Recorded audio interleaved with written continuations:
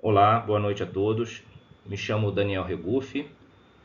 Estou gravando esse vídeo para cumprir com a tarefa solicitada na avaliação formativa do curso Fundamentos de Pontes e Concreto Protendido do curso de Engenharia Civil. Tá? E o professor dessa matéria é o Alexandre Leal. Eu preparei um grupo de slides só para deixar a apresentação aqui um pouco mais didática e um pouco mais ilustrativa. Ok? Bom, a tarefa em si, são 3 perguntinhas para a gente responder e eu coloco as perguntas aqui em cima. E a primeira pergunta é: como as pontes são classificadas de acordo com o seu comprimento? Tá? E aqui a gente tem 3 classificações, né?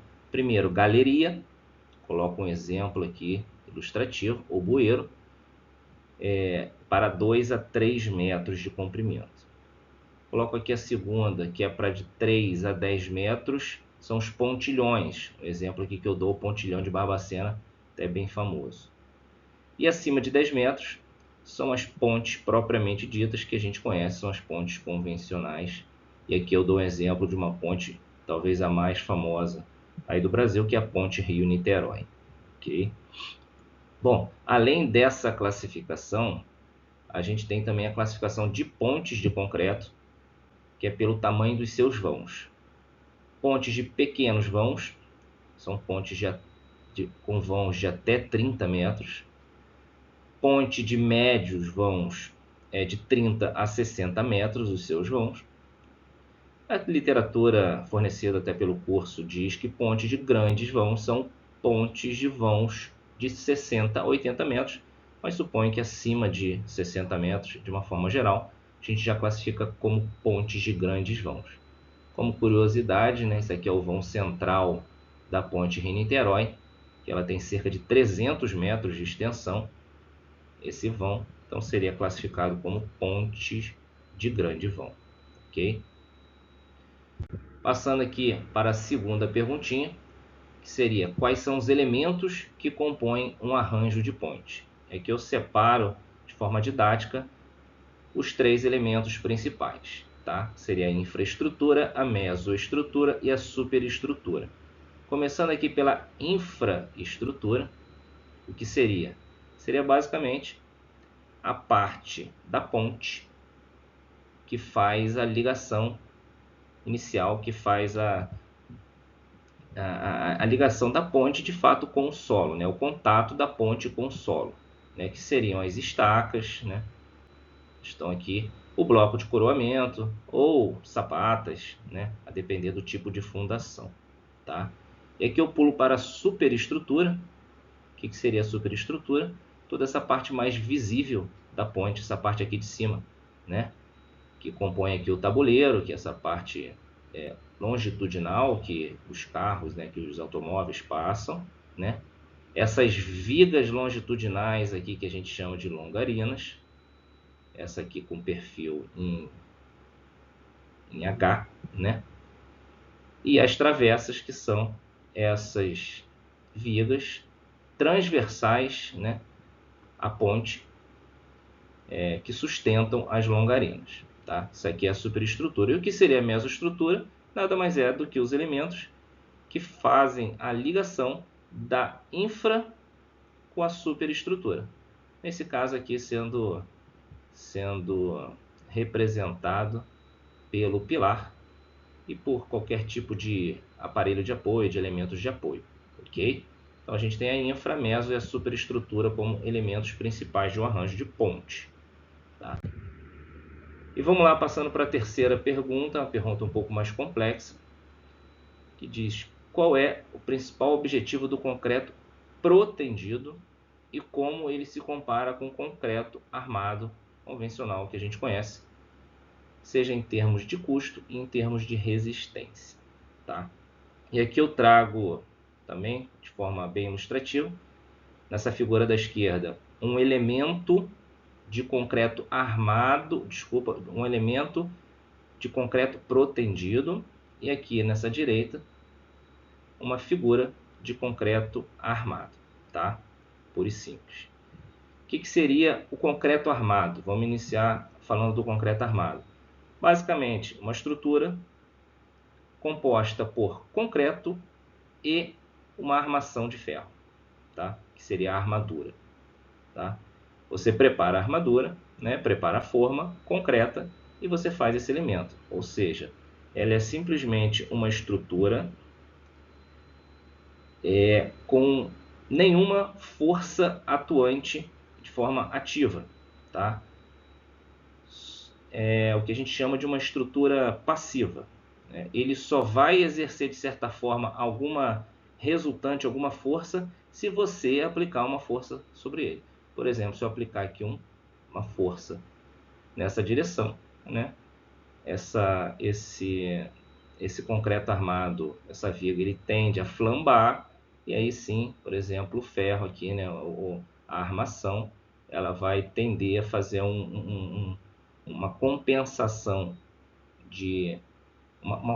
vai exercer uma força de tração aqui nessa parte de baixo, né? E quem segura o esforço de tração num conjunto como esse é a armação, visto que o concreto ele não tem uma resistência à tração ideal, né? E o que seria o concreto protendido, né? Nada mais é que a própria estrutura, normalmente concreto armado, com a inclusão dessas proteções aqui. O que são essas proteções? São estruturas, cabos de aço, né? São colocadas por dentro da estrutura, que elas são tensionadas, que elas são tracionadas, seja pré-concretagem ou pós-concretagem, aí a depender do projeto, né? Que vai colocar de fato uma resultante ativa no elemento. Ou seja, uma peça pronta de concreto protendido, a gente tem aqui esses cabos de aço internamente tracionados, que por resultante, né, ela comprime a peça como um todo. Ou seja, ela ajuda a manter todo esse concreto bem comprimido, inclusive dando suporte até a própria armação. Tá? Então, o objetivo da proteção é entregar essa força resultante ativa no elemento. Tá? E qual é a consequência direta da proteção? É o aumento da resistência do conjunto, seja do concreto, propriamente dito, evita ali fissuras, evita rachaduras, né? Melhora essa resistência do próprio concreto, e a resistência do elemento como um todo, principalmente a resistência à tração. Tá? Então, o elemento de concreto protendido ele tem uma resistência bem maior do que um elemento simples, puramente de concreto armado. Okay?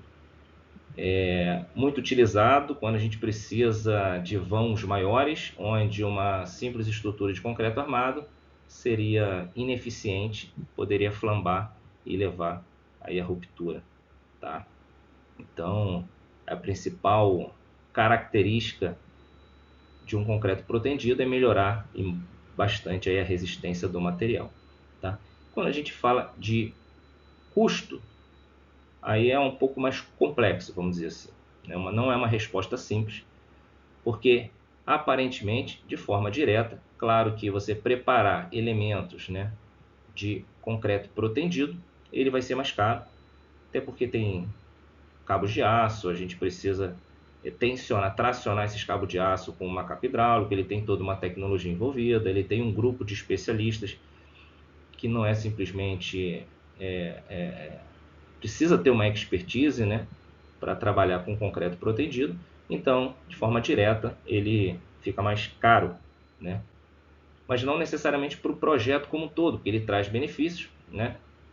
Como você consegue aumentar o espaço, né, dos vãos, né, começa a aumentar o comprimento dos vãos, você pode até reduzir em número de colunas ou até a própria seção dos pilares, você pode reduzir talvez a espessura de uma laje, por exemplo, você pode inclusive reduzir bitolas e quantidade de ferros da armação. Como ele é mais resistente, ele demanda menos manutenção, né? Ele tem uma durabilidade elevada. Então, a depender do projeto, o concreto protendido ele pode trazer um benefício, inclusive de custo, no longo prazo, tá? Enfim, essa é o objetivo do concreto protendido, tá? Dar essa resistência, principalmente a tração maior do que o concreto armado. Falei aqui também da complexidade em responder essa diferença em termos de custo. Aqui, para deixar também um pouco mais ilustrativo, eu trago um videozinho que eu achei no YouTube, que ele é bem didático com relação ao... Deixa eu tirar aqui, botar o meu ponteiro de volta, conseguir passar o vídeo. Um momentinho.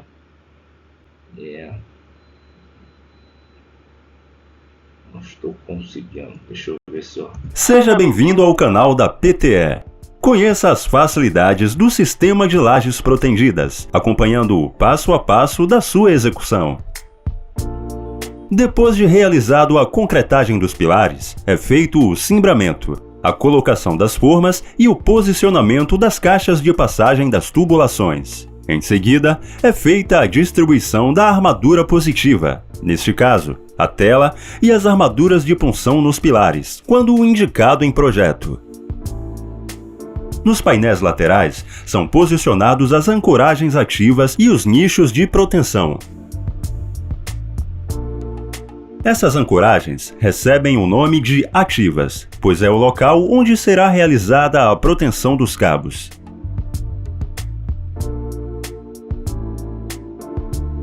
As cordoalhas engraxadas são compostas por um revestimento plástico e graxa, que envolvem um conjunto de 7 fios de aço. Isso permite a maior proteção do aço e o seu deslizamento dentro da bainha plástica durante o tensionamento.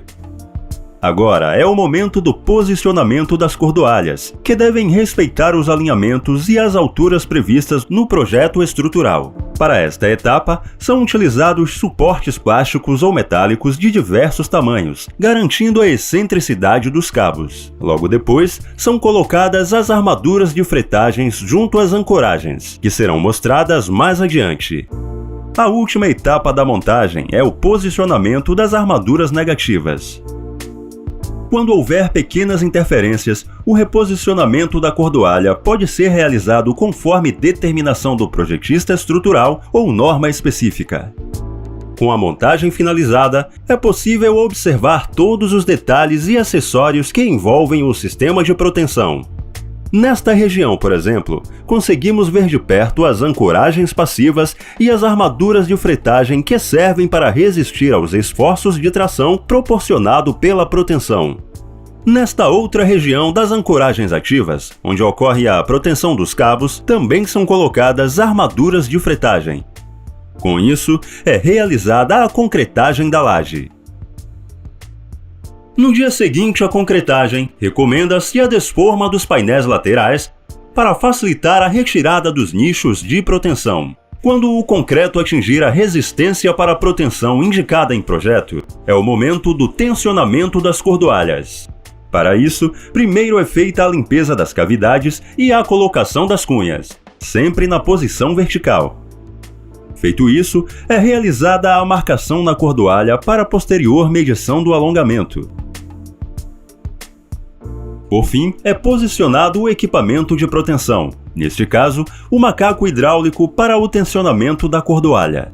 Os equipamentos devem estar calibrados para segurança na execução do serviço.